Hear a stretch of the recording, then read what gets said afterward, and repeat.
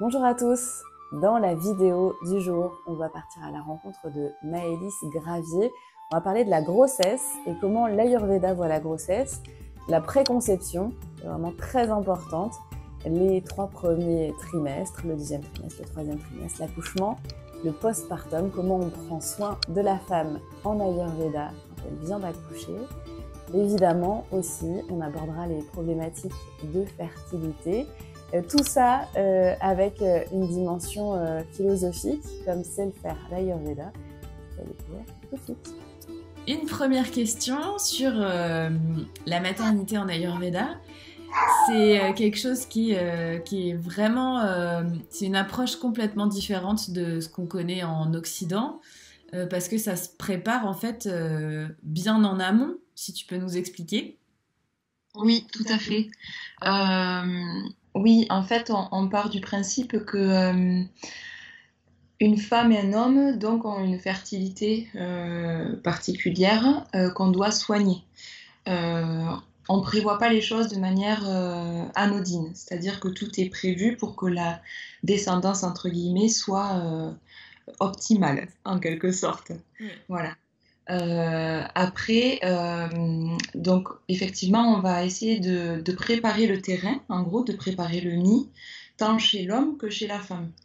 On le prépare environ 3 à 6 mois. Pourquoi ? Parce que les datus, donc les 7 tissus du corps, ont besoin d'être purifiés. Donc on va venir purifier, régénérer et nourrir pour que vraiment le corps et le corps et l'esprit, vraiment c'est tout aussi important, puisse être vraiment prêt pour recevoir la semence, entre guillemets. Donc voilà. Ça veut dire qu'il faut que les organismes des deux, de celui qui va donner le spermatozoïde et celui qui va donner l'ovocyte, que les deux soient au top. Oui, tout à fait. Ouais. Avec un ojas, avec une vitalité, un fluide vital qui est complètement optimum.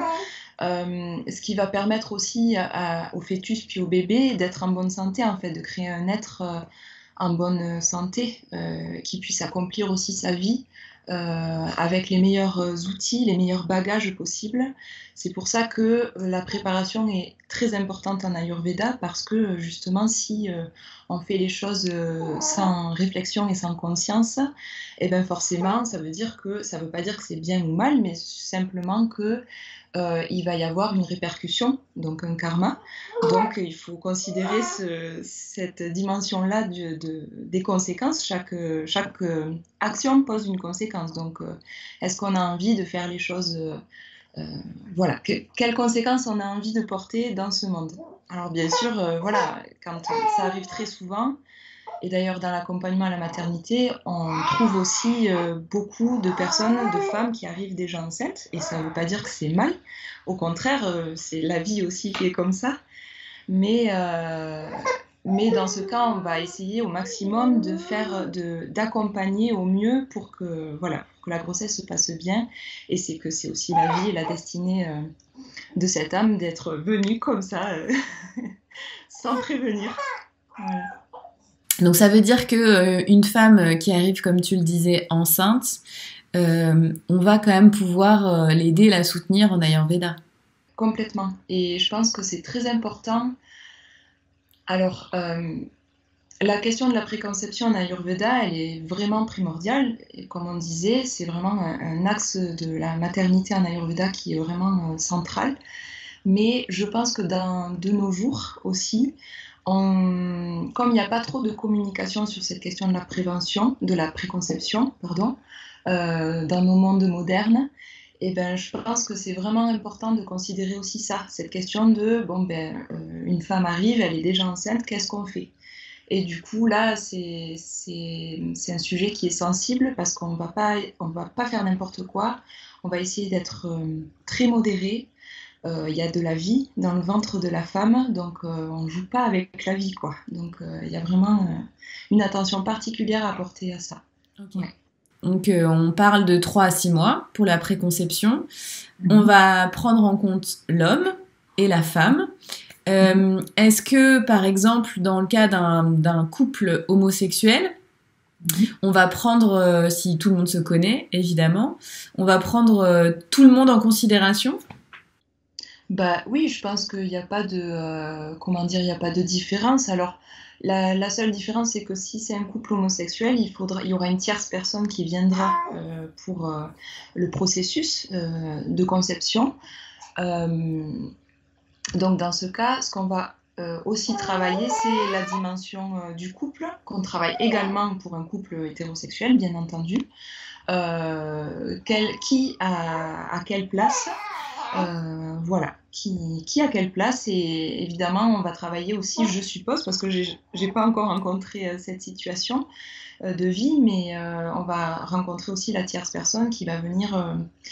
Je pense que ça doit être important, en tout cas je suppose que ça doit être important de travailler vraiment au niveau de la communication entre les trois personnes pour que tout soit bien clair. Et ensuite, pour le couple homosexuel, et ben on va, voilà, comme tout couple, en fait, voir qui porte peut-être une énergie plus active, plus réceptive, pour apporter ces deux dimensions qui sont, je pense, primordiales aussi pour la construction de l'enfant. Pas la dimension homme-femme, pas du tout, mais la dimension vraiment féminine et masculine, comme on le trouve en Ayurveda ou en médecine chinoise, je crois, pour que l'enfant puisse grandir, pour que l'être puisse grandir et se construire avec voilà, cette question de je suis active dans le monde, mais je suis aussi capable de réception. Voilà. Ouais. Et donc, quand on a un homme et une femme, ça va être basé beaucoup sur l'alimentation, ou on va aussi aller faire des modifications sur le style de vie. Les deux. Pour la préconception, tu veux dire? Déjà, c'est bien de faire une première consultation pour faire l'état des lieux, en quelque sorte, et voir s'il y a des déséquilibres. S'il y a des déséquilibres, ce qui est très fréquent, on est tous déséquilibrés, mais on va essayer de voir quel état de déséquilibre, quelle est la nature profonde de la personne, pour essayer déjà de purifier le terrain, comme on disait, par l'alimentation, par l'hygiène de vie. Donc l'alimentation, ça va être vraiment quelque chose, dans un premier temps, de détoxifiant, puis de régénérant, de nourrissant, pour que voilà, le corps soit sans toxines, en fait. Après, au niveau de l'hygiène de vie aussi, dans le sens pour l'homme et pour la femme, dans le sens où le sommeil va compter, va être important, la routine de vie, c'est-à-dire qu'est-ce qu'il y a comme habitude de vie, est-ce qu'on est dans un environnement qui est sain, très agité, ou au contraire, est-ce qu'il y a trop d'inertie dans cet environnement-là? Voilà, il y a plein d'éléments qu'on regarde autour de l'hygiène de vie, et qui sont importants, et je pense, il me semble que la régularité est quelque chose d'extrêmement important, puisque Vata Dosha va être... alors les 3 doshas, les 5 éléments sont très importants dans le processus de création, mais évidemment l'air et les terres qui constituent Vata vont être primordiaux, c'est eux qui gèrent le mouvement de vie, c'est eux qui portent prana, l'énergie, donc ouais, voilà. Ouais. Et du coup, une fois que la conception est faite, quand on a la formation de l'embryon, qu'est-ce que dit l'Ayurveda? La vie commence à ce moment-là? Oui, la vie commence à ce moment-là. Alors, il y a la question de l'incarnation de l'âme qui est quand même bien présente en Ayurveda. Elle est un peu controversée. Mais en tout cas, la vie est là, clairement, puisque le prana qui représente le vivant, le mouvement de vie, la vitalité, il est déjà présent pour activer tout ce qu'il faut dans l'utérus de la femme, dans le système reproducteur féminin. Et il a été là aussi dans le système reproducteur masculin pour venir ensemencer le ventre de la femme. Du coup, bien sûr, la vie est déjà là, l'embryon est déjà en cours de construction, il commence déjà à s'imprégner du milieu dans lequel il est. Alors, voilà, certains qui diront qu'il n'y a pas encore de conscience, qu'il n'y a pas, voilà, que ce n'est qu'un embryon. Voilà, ça c'est chacun prend la position qu'il veut à ce niveau-là. En tout cas, moi je crois que dès les premiers instants, peut-être même avant, d'entrer dans le corps de la femme, je pense vraiment, je suis convaincue que la vie est déjà là, que la conscience est déjà là et que les mémoires potentielles peuvent être déjà présentes aussi.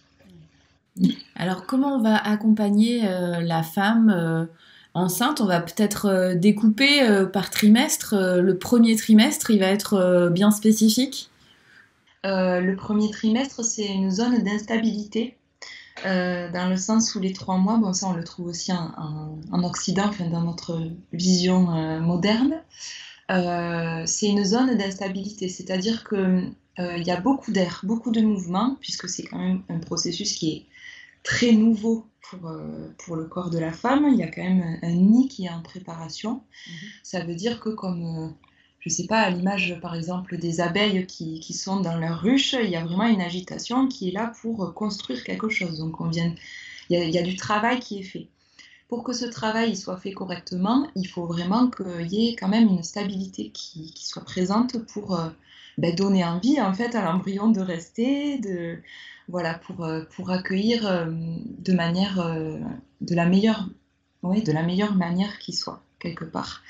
Et du coup, donc cette préparation, cette construction du nid douillet de l'embryon se fait par l'alimentation, on l'avait dit, donc par l'hygiène de vie également, mais on va vraiment apporter de l'onctuosité, quelque chose de pas trop chaud, pas froid, mais pas trop chaud, plutôt frais.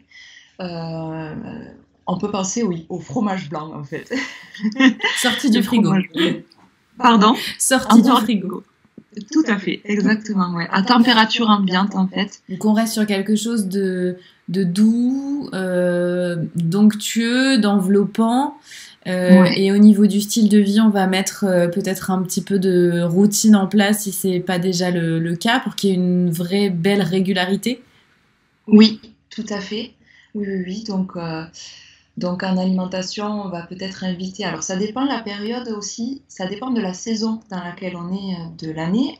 On prend toujours en compte le contexte, on ne fait pas les choses sans réfléchir évidemment, on essaye d'inviter vraiment une intelligence intelligente pour pouvoir appliquer les conseils les plus appropriés. Donc on prend en compte la saison aussi.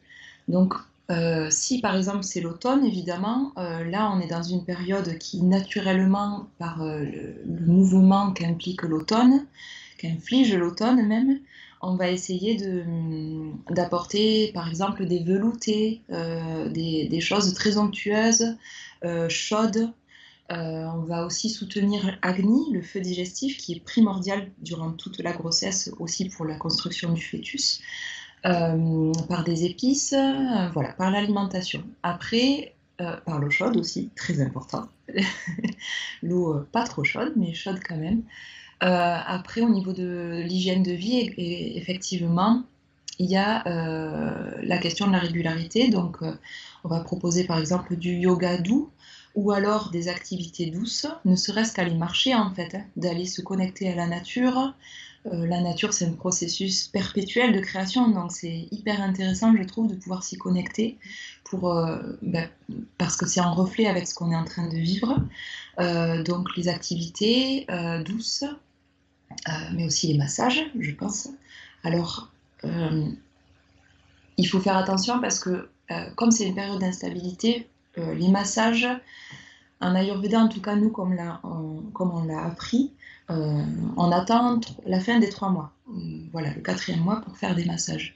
Mais je pense que de l'automassage, ça peut être vraiment intéressant pour se connecter à son corps, pour prendre aussi conscience de ce qui est en train de se jouer dans le ventre, dans notre être en fait, la transformation qui est en cours. Donc voilà, les massages vont venir aussi poser le système nerveux par le biais de la peau. Le toucher est très important pendant tout le temps de la grossesse, à mon sens en tout cas. Donc voilà. Et le 2e trimestre, est-ce que ça change un petit peu ou on est sur la même lancée ? Alors, on est sur la même dynamique dans le sens où on va quand même prendre soin de Vata et du mouvement et de l'agitation intérieure de la femme. Mais là, comme les sept tissus sont en construction, les cinq sens sont bien en construction, bien présents déjà, enfin, surtout certains sens, mais en tout cas, voilà, il y a quelque chose qui est bien, qui s'établit pendant ce trimestre-là. Donc, il y a quelque chose de légèrement plus stable. Donc bien sûr, on va amener toujours de l'onctuosité, enfin toutes les qualités de Kapha en fait, qu'on trouve dans le premier trimestre aussi. Mais voilà, on va quand même donc soutenir avec les qualités de Kapha, prendre soin de Vata en fait, pardon, en invitant Kapha. Et là, on met le boost vraiment sur Kapha. Donc en fait, c'est la même chose que le premier trimestre dans le sens où on prend soin de Vata, mais là, on va mettre encore plus le paquet, entre guillemets, sur le nourrissement, enfin le nourrissage, vraiment venir nourrir le corps, il faut le nourrir à ce moment-là. Voilà. Après, il y a quelque chose d'un petit peu plus stable qui se fait, mais attention, c'est pas non plus, c'est pas non plus le 7e mois, me semble-t-il, qui est vraiment le mois où on peut se permettre un peu plus de choses. Voilà. Le dernier trimestre, justement, il va être dans quel état d'esprit?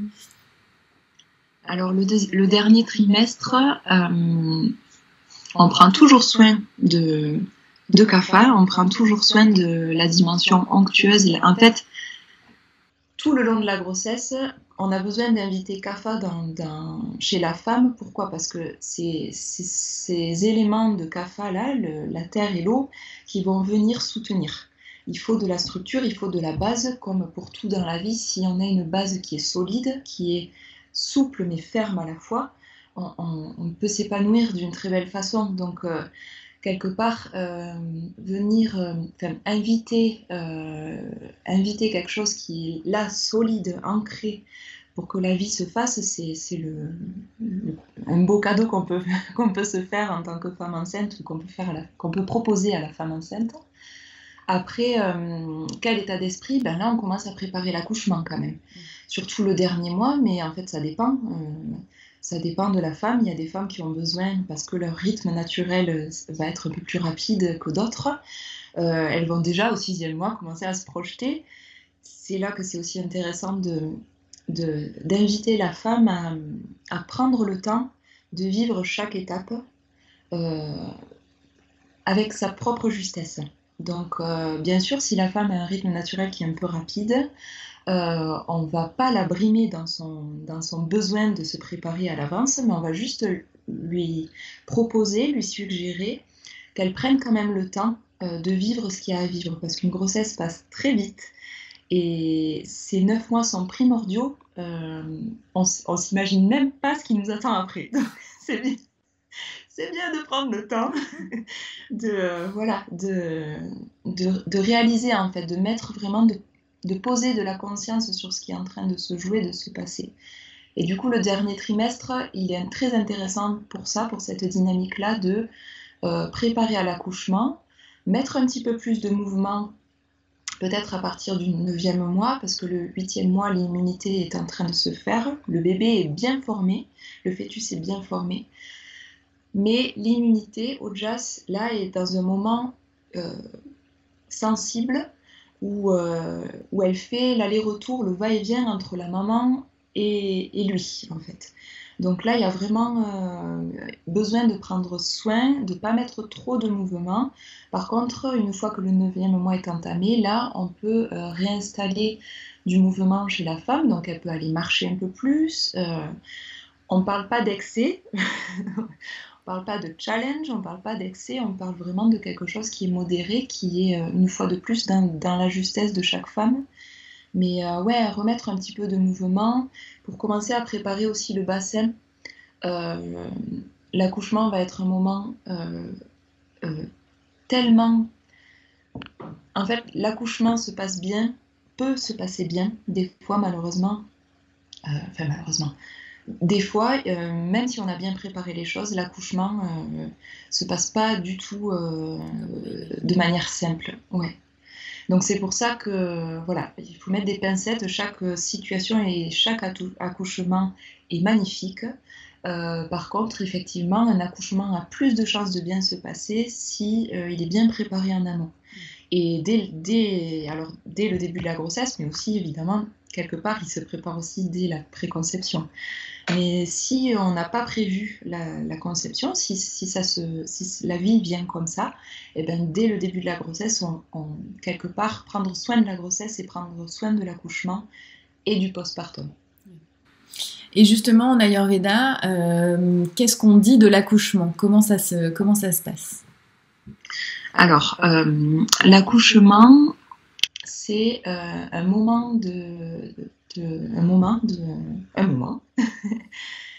c'est un moment qui est très important au niveau de Apana. Donc, en fait, moi, ce que j'aime beaucoup dans la maternité, c'est le lien qui est fait avec le Samkhya. Donc, qui est fait aussi avec les thérapies subtiles que je pratique. Mais le Samkhya est la base. C'est-à-dire que la création... alors, la philosophie du Samkhya, c'est une vision de ce qu'est la création humaine, la vie, et de l'évolution, comment les choses évoluent, dans le sens où il y a un mouvement descendant qui vient s'incarner. Donc tout est énergie, mais plus on va vers la construction d'un être, par exemple, plus on va vers de l'énergie dense. C'est-à-dire que le corps, c'est de l'énergie dense, en fait. C'est de l'énergie qui est complètement, tellement présente, tellement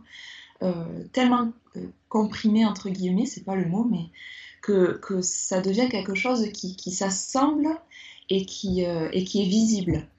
Donc l'énergie descend, en quelque sorte, dans le Samkhya pour pouvoir s'incarner.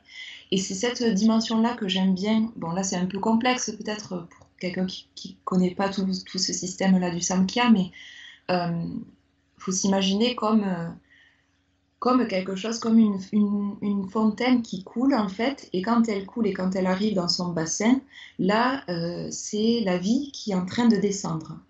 Clairement, de manière très pragmatique, quand la femme accouche, ben, le bébé descend, en fait, dans le bassin. Donc, il y a beaucoup d'espace qui est en train de se créer. On crée aussi l'espace Akash au dernier trimestre, ce qui va permettre vraiment d'aider le bassin à s'ouvrir, à créer de l'espace pour que le bébé, en fait, tout simplement, ait la place pour descendre. Il faut aussi qu'il y ait de l'onctuosité, bien sûr. Donc, les massages les massages du périnée vont être hyper importants pour apporter de la souplesse. Mais Akash, l'espace, va être l'élément central, en fait, de l'accouchement. L'éther et l'air vont s'inviter dans Apana, dans la zone du bassin. En fait, c'est un sous-dosha, c'est une sous-énergie du dosha Vata. Presque voilà, dans le côlon. Pardon ? On peut dire quasiment dans le côlon. Oui, complètement. Alors dans le côlon, mais en fait tous les organes du bassin, du bas-ventre, sont liés à Apana. Directement ou indirectement, enfin principalement, voilà, sont liés à Apana. Donc c'est quand même Apana qui joue un rôle majeur dans l'accouchement. Et donc on va venir... Alors en fait, même en dehors de la vision ayurvédique, on trouve dans la pensée, dans la vision moderne, on trouve quand même des éléments qui reviennent, c'est-à-dire il faut apporter de la chaleur, il faut apporter du mouvement, il faut apporter de la sécurité. Donc en fait, nourrir Vata quelque part. Encore une fois, pour qu'il collabore bien, pour que le mouvement en fait veuille bien faire son travail correctement. Et c'est pour ça que masser pendant l'accouchement, ça peut être quelque chose d'hyper intéressant. L'Ayurveda préconise vraiment de la chaleur, de boire de l'eau chaude, tiède, chaude, selon notre constitution de nature. Voilà, il y a vraiment des étapes, des éléments primordiaux à mettre en place pendant l'accouchement. qui contribuent vraiment à ce mouvement descendant pour que le bébé puisse passer, pour que cet énorme petit être puisse descendre en fait et que le bassin puisse s'ouvrir convenablement, avec envie, avec envie. En tout cas, avec plus de facilité et que, voilà, que le processus de naissance soit en route. Toi, cette dimension spirituelle, c'est vraiment quelque chose sur lequel tu insistes? Oui, alors oui, dans la vision que j'ai de la naissance. Par contre, je ne veux en aucun cas l'imposer à la maman. Ça, c'est clair et net. Chacun a ses convictions, chacun voit la vie comme il l'entend en fait. Mais en tout cas, oui, moi je crois que c'est la dimension spirituelle se doit d'être, ne serait-ce que comment dire, le thérapeute n'est pas obligé de parler de ça, mais je pense que c'est très important qu'il le garde à l'esprit, parce que voir la naissance comme quelque chose de sacré va vraiment déjà modifier la façon dont on pratique la thérapie envers la femme enceinte, avec la femme enceinte. Et je pense que oui, effectivement, la naissance et même toute la grossesse, en fait, le processus d'enfantement est quelque chose de particulièrement spirituel, dans le sens où, encore une fois, on revient au Samkhya, d'où on vient. Ça, on a plein de théories. On peut choisir celle qu'on veut, on peut aussi choisir de ne pas savoir, mais en tout cas, il y a quelque chose d'un petit peu mystérieux, de sacré qui est présent. Et ça permet aussi le fait de ne pas être certain d'où on vient, mais de comprendre qu'il y a quelque chose d'hyper important qui se joue. Ça, je pense que ça amène, en tout cas à moi, ça m'amène aussi à essayer d'installer le maximum de respect envers la vie, et envers la femme, et envers le bébé, et envers évidemment l'accompagnant, mais le parent à côté. Voilà, en fait, le monde dans lequel on est dépend aussi peut-être de la façon dont on est et dont on aide les femmes à accoucher. J'allais dire dont on accouche les femmes, mais pas du tout. On n'accouche pas les femmes, c'est elles qui font tout le travail. Voilà. Et dont on accueille ce nouveau petit être aussi. Et donc, complètement, oui, tout à fait. Et alors après, une fois qu'il est là, oui. La prise en compte de la maman dans la Ayurveda, c'est aussi quelque chose. C'est-à-dire qu'on a une grande période où, en gros, elle ne fait rien. Ouais, tout à fait. Elle doit, pendant au moins 40 jours, alors 40-42 jours, se reposer au maximum. L'accouchement, c'est pas rien, quoi. Donc, on donne un effort qui est immense. Alors, même s'il y a une péridurale. Qu'est-ce que tu voulais dire? Non, j'allais dire, souvent on dit c'est l'équivalent de plusieurs marathons, pour donner une idée de... C'est clair, toi tu as fait pas mal de marathons au final. Mais ouais, complètement. C'est hyper intense et c'est éprouvant en fait même. Donc ça dépend évidemment s'il y a eu une césarienne, s'il y a eu une péridurale ou pas, mais je crois que dans tous les cas, quel que soit le type d'accouchement, c'est quelque chose qui est intense. Et qui dérègle beaucoup Vata. Et qui dérègle beaucoup Vata. Donc c'est pour ça que, oui, merci de le mentionner, parce que c'est vraiment hyper important de le considérer une fois de plus. C'est que là, il y a une agitation qui peut se mettre en place. Le corps, pendant 9 mois, il a construit un petit être, il s'est modifié en fait. Il y a eu beaucoup de mouvements, il y a eu beaucoup de choses qui ont changé. Et là, d'un coup, pouf, encore plus d'espace se crée. Et donc, un vide énorme peut être là. Alors, c'est là que je pense qu'il faut... Enfin, l'Ayurveda, entre autres, insiste vraiment sur la question du postpartum pour prendre soin de la femme. Parce que prendre soin de la femme, c'est prendre soin du bébé. Et on va faire en sorte d'éviter, ou en tout cas de limiter au maximum le baby blues qu'on appelle, qui ne se transforme pas en dépression postpartum, parce que c'est quelque chose dont on parle pas trop, on en parle, mais voilà, ça reste encore très tabou dans certains milieux. Et c'est dommage parce qu'en fait, prendre soin de la maman pendant 40 jours permettrait bien d'éviter beaucoup de choses. Voilà, donc la femme, déjà parce que le périnée a été extrêmement sollicité, tout le bassin, tout le bas du corps de la femme a été extrêmement sollicité, il faut en prendre soin. Donc on va essayer de limiter les mouvements, de se reposer au maximum. C'est très éprouvant l'accouchement, c'est très fatigant. Donc il y a vraiment du repos à mettre en place. Ce qui est compliqué dans notre société, c'est qu'on a perdu un petit peu cette notion cette dimension familiale, ou en tout cas de l'environnement qui entoure la maman. Voilà, aujourd'hui, même les femmes qui viennent d'accoucher, d'ailleurs, ont envie très vite de enfin, pas toutes évidemment, mais il y a un petit peu cette injonction, je trouve, à vouloir reprendre le boulot rapidement. Voilà. Après, évidemment, il y a les corvées. Enfin, les corvées, je trouve d'ailleurs que c'est pas des corvées, c'est juste les tâches quotidiennes de la vie. Mais à assumer, il suffit qu'il y ait des enfants déjà présents pour que ce soit obligé de le faire, entre guillemets. Voilà. C'est pour ça que l'accompagnement de la maman et l'entourage est vraiment primordial.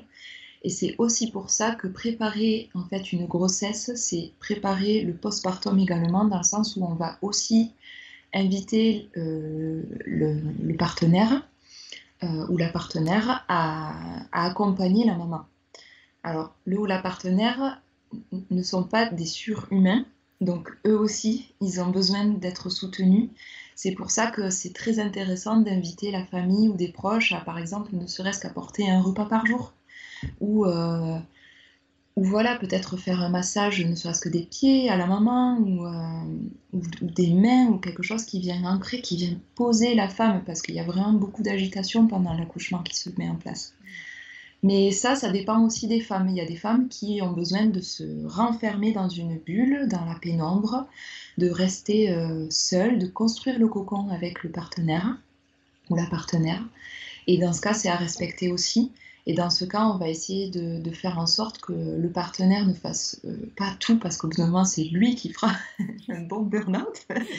Mais essayer, voilà, en fait, qu'il y ait un cocon qui se crée, en fait, peu importe, il y a des tâches à faire, des tâches ménagères à faire, il faut faire à manger, il faut faire tout ça, mais la femme, en tout cas, elle doit absolument se reposer pendant 40 jours, rétablir son agni, rétablir un feu digestif, rétablir une vitalité au jazz, retrouver un lien à son corps, retrouver aussi, comment dire, maintenir une conscience dans ce qui est en train de se passer sans absolument vouloir être conscient de tout ce qui se passe, parce que là on n'est plus du tout dans quelque chose de sain, mais vraiment réaliser en fait ce qui s'est passé, et que le bébé n'est plus en dedans mais en dehors. Et tout ça, ça demande vraiment d'être très précautionneux, de prendre soin de la femme qui vient d'accoucher par le repos. Alors en Ayurveda, il y a aussi cette question de la pénombre, de vraiment reposer les sens en fait. Les 5 sens sont aussi très importants, et c'est une notion centrale dans la grossesse, pendant l'accouchement aussi. Pas trop de sollicitations pendant l'accouchement par exemple, et dans la considération du postpartum. Physiquement, on va aussi venir aider un peu, on va resserrer le bassin, on va venir mettre de la tension, du lien là où il y a eu de l'espace. Oui, tout à fait. Alors, moi j'ai suivi un stage avec une sage-femme qui enseigne le resserrage du bassin, entre autres. Elle, son avis, c'était que c'était pas mal d'attendre un petit peu. Pourquoi ? Parce que déjà, tout est instable au niveau du bassin, tout est mou, instable. Et en fait, je pense que c'est important de respecter une temporalité, en fait. Dans un premier temps, bon, on vient d'accoucher là, donc foutons-nous la paix, on se repose au moins pendant une semaine. Non, mais c'est vrai, parce que on veut de suite allez, refermer ça, enchaîner sur autre chose. Non, d'abord, ok, le corps vient de fournir un effort immense, qu'on ne fournira pas un effort aussi dense, aussi intense dans notre vie, en fait, autre que celui-là. Alors, bien sûr, on peut fournir plein d'efforts énormes dans notre vie, mais l'accouchement est quand même quelque chose de particulier. Et c'est bien aussi de laisser le corps vraiment se reposer, qu'il n'y ait pas d'action posée dessus, si ce n'est peut-être un peu de massage et de chaleur, évidemment, mais d'automassage dans ce cas pour peut-être venir se réconforter cette zone-là qui a besoin de soutien. Mais au bout d'un moment, au bout de 40 jours, effectivement, on peut resserrer le bassin. Ça peut être un petit peu avant ou après. Ça peut être même bien longtemps après, peu importe. Le plus important, c'est de le faire, je pense. Mais en tout cas, grosso modo, 40 jours permettent de préparer aussi pour resserrer le bassin, en fait, venir clôturer cette porte quelque part. La grossesse, c'est accueillir la vie en soi. Ça veut dire que, en fait, je crois que tomber enceinte et accueillir la vie, être prêt à l'accueillir, ça nécessite tout un chemin au préalable. À mon avis, je l'impose pas comme une vérité, en tout cas c'est juste ma perception de la chose. Une femme qui tombe enceinte et qui a envie d'accueillir ce bébé, c'est une femme c'est comme si elle avait cheminé depuis sa propre naissance jusqu'au moment de l'enfantement pour préparer, alors c'est pas pour préparer cette grossesse, mais tout ce chemin prépare à la posture de maman, en fait, de donner la vie. Une question sur toi. Qu'est-ce que ça a changé dans, voilà, dans ta vision de la vie, dans ta vision de la maternité, cet apprentissage de l'Ayurveda? Clairement, ça m'a aidée pour ma grossesse, pour l'accouchement aussi. Beaucoup, beaucoup pour l'accouchement. Ça t'a aidé comment pour l'accouchement? Alors, moi, je voulais une naissance qui soit physiologique. Vraiment, je voulais limiter au maximum l'accompagnement médical, le recours au médical. Donc, je me suis préparée en amont. Donc, j'ai vraiment suivi les étapes que propose l'Ayurveda de trimestre en trimestre. Bon, le premier trimestre, il se trouve que j'ai suivi comme je pouvais, puisque on était en voyage, mais en tout cas, oui, j'ai préparé à partir du 7e, 8e mois, j'ai commencé vraiment à me plonger dans l'accouchement. Alors, j'avais déjà lu beaucoup de choses avant pour me préparer, je dirais, psychiquement. Mais beaucoup de massages tous les soirs, me masser le périnée par exemple à l'huile chaude, l'huile de sésame.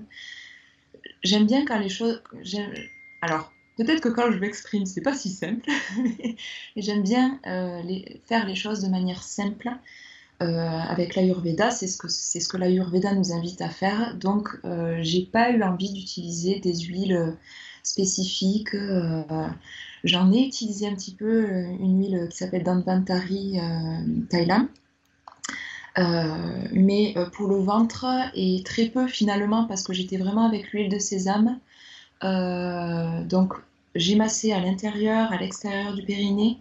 Et ça a apporté vraiment une souplesse qui a évité un déchirement, en fait. Et vraiment, je pense que c'est un geste tout simple à faire, même 2 minutes par jour. Pendant un mois, en fait, ça permet vraiment d'assouplir, c'est incroyable, quoi. Donc, ça évite notamment certaines extractions, forceps, ça évite beaucoup de médicalisation au final. Mais ouais, ça m'a aussi aidé alors, grâce au massage aussi, je me suis fait quand même beaucoup masser. Ça m'a aidé pendant l'accouchement, dans l'approche aussi énergétique. Et ça, c'est vraiment quelque chose qui est très important pour moi. C'est-à-dire que, alors, je pense que la matière est absolument primordiale. Et c'est elle qui traduit toute la subtilité de la vie. Donc, je ne veux pas rejeter la matière, elle est très importante. mais on ne peut pas la considérer matière pour matière. C'est matière et quelque chose de plus subtil qui se passe dans notre être-té. Et donc, l'Ayurveda m'a vraiment aidée à propos de la maternité à comprendre qu'il y a des choses autres qu'un processus physiologique qui se met en place. Et la compréhension notamment des chakras, de ce qui se passe dans Muladhara, mon propre cheminement avec Muladhara, avec Svadhisthana, avec les deux premiers chakras, ces deux centres. Le chakra racine. Ouais. Tout à fait. Les centres, ces centres-là énergétiques qui représentent plein d'aspects de la matière, plein d'aspects relationnels, plein d'aspects voilà, qui représentent beaucoup, beaucoup de choses dans la vie. Ça m'a vraiment aidée à, déjà personnellement à accoucher, clairement. Le fait d'avoir travaillé sur Muladhara pendant des années, et encore aujourd'hui, de Svadhisthana également, d'apporter cette dimension énergétique pendant l'accouchement, c'était très intéressant aussi via les 5 sens. Donc Muladhara pour qu'ils se sentent en sécurité et pour que l'ocytocine, les hormones nécessaires à un accouchement physiologique, un accouchement tout court d'ailleurs, pour qu'elles soient présentes, il faut que Muladhara apporte de la sécurité. Il faut qu'on se sente vraiment soutenu, en sécurité. Et pour ça, le rôle des 5 sens est très important aussi, dans le sens où s'il y a une sursollicitation, ça marchera pas en fait. Donc, comprendre qu'est-ce que les 5 sens, quel est leur rôle dans toutes leurs dimensions. Donc, moi, j'avais besoin de ne rien entendre, de ne rien voir. Donc, je fermais les yeux, mais alors, je les ouvris de temps en temps, mais j'avais quand même besoin de me recentrer, en fait. Comme un retournement de sens. Pouf, on rentre à l'intérieur, les sens sont complètement retournés pour donner toute l'énergie et la faire descendre dans le bassin. Même Udana, je pouvais même pas... on a du mal à parler quand on accouche, à part crier, à part exprimer la douleur, pas la souffrance, mais la douleur. Ça m'a vraiment aidé en fait à mettre toute l'énergie, à la faire descendre dans le bassin par le souffle qui est primordial aussi. Il y a beaucoup de choses primordiales dans l'enfantement, mais vraiment qui est très, très important. Le souffle, c'est ce qui m'a permis d'accoucher sans péridurale, clairement. Mais ce souffle-là, quand on le fait descendre jusqu'en bas, jusqu'à Muladhara, jusqu'en bas du bas-ventre, en fait, c'est quand même intéressant pour pouvoir cheminer dans le processus. Ouais. C'est beau ? Oui, c'est hyper beau. Ah bah oui, c'est ouais. Puis c'est infini en plus. On peut accompagner de plein de manières, même s'il y a des notions essentielles à tenir. Ouais. Avant de terminer, peut-être un mot pour celles et ceux qui ont du mal justement à arriver jusque-là. L'Ayurveda, ça fonctionne aussi très bien pour soutenir et pour aider la fertilité. Oui, tout à fait. Oui, notamment par l'alimentation, par le travail psychologique aussi. Ça ne veut pas dire qu'on va forcément conseiller d'aller voir un thérapeute, pas du tout. Mais la fertilité dans l'Ayurveda, l'Ayurveda apporte une vision de la fertilité qui est encore une fois holistique, qui est vraiment globale. Donc c'est pas qu'une question psychologique et c'est pas qu'une question physiologique. Donc on va quand même inviter la personne à modifier l'alimentation, à modifier plein de choses, voire à faire un panchakarma, une cure de purification, de détoxification. Parce que souvent la fertilité est bloquée pour plusieurs raisons. Soit c'est un problème physique, physiologique, donc dans ce cas effectivement les cures purifiées en fait, nettoyer le terrain, le purifier va permettre de désengorger les voies quelque part pour inviter la vie. Soit c'est une dimension plus subtile. Est-ce qu'on veut faire plaisir à l'autre ? mon mari ou ma femme veut un enfant mais pas moi, ou j'ai envie mais c'est pas le moment mais je m'en rends pas compte. Donc il y a vraiment une conscience à développer pour pouvoir percevoir avec finesse, est-ce que là je suis véritablement prête pour mettre au monde un enfant, pour voilà, accompagner un être sur sa route. Des fois, on a l'impression qu'on est prêt, on ne l'est pas, en fait. Et des fois, on est prêt, mais il y a aussi une question de temporalité. Et moi, comme je suis étudiante en biotique, je dirais aussi que la question de la fertilité, elle dépend aussi du placement planétaire. Elle dépend de la situation et du contexte du thème natal de la personne. Et là, il y a effectivement des énergies extrêmement subtiles que sont les planètes qui peuvent venir un petit peu bloquer le passage. Alors, soit c'est remédiable, donc dans ce cas, on va apporter des remèdes pour ça, qui se trouvent aussi dans l'Ayurveda, dans le sens où, enfin, on va pas rentrer dans ça, mais voilà, soit c'est remédiable, soit c'est pas forcément remédiable parce que peut-être que c'est karmique, et là, tout le monde ne considère pas cette question du karma, et c'est complètement, il n'y a pas de problème avec ça. Mais pour les personnes qui s'intéressent à cette question-là, ça peut être karmique, et dans ce cas, on va vraiment accompagner la personne pour essayer de faire le deuil, entre guillemets, enfin, oui, clairement un deuil de l'enfantement qui n'est pas possible, quoi. Oui, quand tu dis le karma, c'est vraiment quand tout a été essayé. Bien sûr, oui, oui, oui, et c'est fondamental de le rappeler. On ne dit pas, ah ben toi c'est karmique, t'auras pas d'enfant, pas du tout. C'est vraiment qu'on a mis toutes les chances du côté de la maman et du papa, enfin des partenaires. On a tout essayé, et dans ce cas, vraiment, s'il n'y a rien qui marche au bout d'un certain temps, peut-être qu'on peut envisager cette optique-là, ouais. Que ce soit pour de l'infertilité qui est remédiable, pour de l'infertilité qui n'est pas remédiable, pour une grossesse qui se passe, pour l'accouchement et le postpartum, dans tous les cas, c'est la douceur. Et la douceur s'accompagne de l'amour. Et si on n'est pas entouré comme on en a besoin, et là vraiment, autant des fois on peut mettre notre individualité de côté, et c'est même très important, autant pour le processus d'enfantement, je pense que ne serait-ce que la femme a besoin d'être à l'écoute de ses besoins et de les faire respecter. Et c'est aussi pour ça, je termine sur ça, c'est que, à mon sens, la question de l'expression, bon, c'est le mot central de ma pratique ayurvédique de toute façon, mais parce que je l'ai expérimenté personnellement, mais je pense aussi que pour tout le monde, l'expression est vraiment intéressante. L'expression, c'est pas juste la parole, c'est pas juste dire je m'appelle Laetitia, tu vois. C'est aussi se connecter à nos goûts, se connecter à notre être-té, qui sommes-nous, comment j'ai envie de l'exprimer au monde, de quelle façon, avec quelle couleur, avec quelle nuance, et comment je souhaite le faire respecter, et comment j'ai envie de m'exprimer, de communiquer avec les autres, avec le monde encore une fois.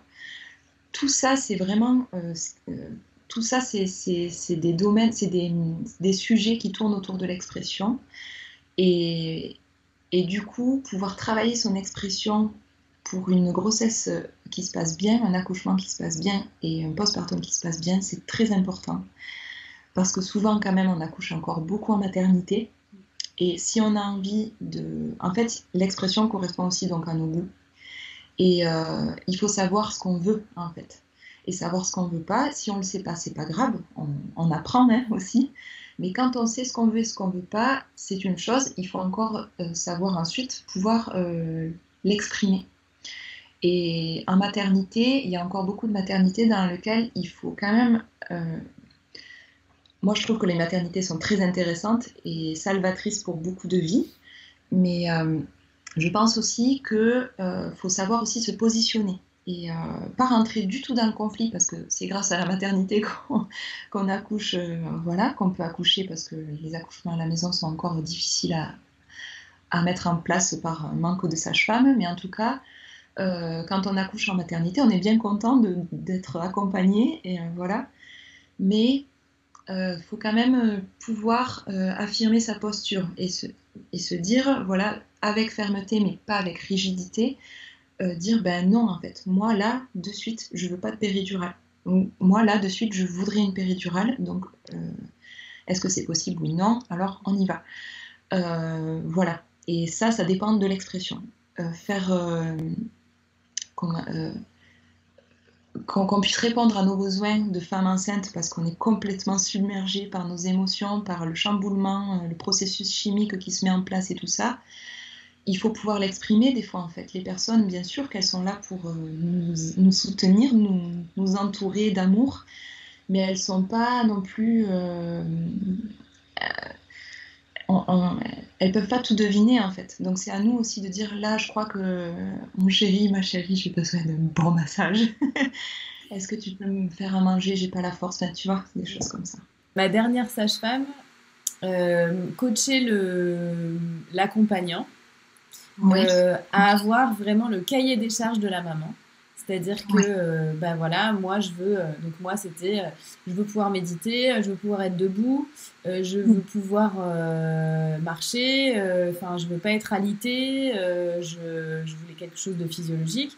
Et donc d'être extrêmement détaillé et extrêmement clair avec l'accompagnant, et que en fait ce soit l'accompagnant qui soit la voix pour que en plus de ça, en plus du fait de ne pas avoir ça à gérer, quoi.